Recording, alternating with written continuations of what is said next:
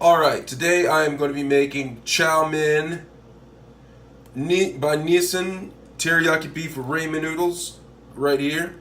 Alright, so I'm just going to read the instructions on the back. It says open lid to dotted line, take out the sauce, add water to the line, microwave for 5 minutes, and then add the sauce on to the packet. Alright, so I'm going to follow the instructions and I am going to do this. So first I got to open up the ramen noodles.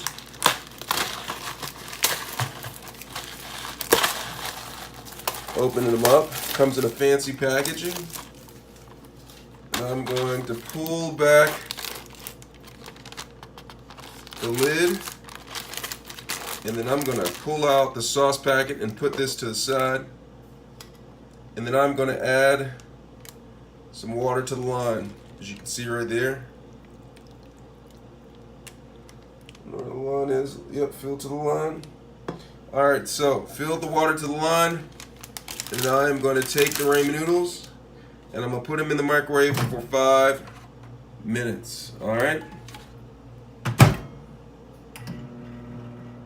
Alright, after 5 minutes, we're going to pull out the ramen noodles out of the microwave oven, and then we are going to put the sauce packet right here.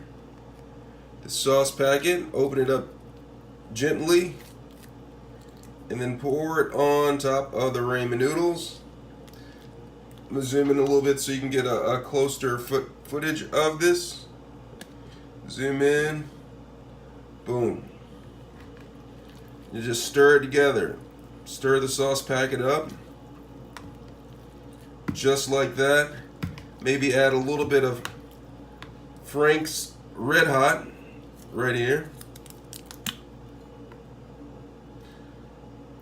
Alright, and that's how you make the beef teriyaki ramen noodles by Nissan. Absolute goodness if you ask me. Be careful because it's hot. Absolute goodness.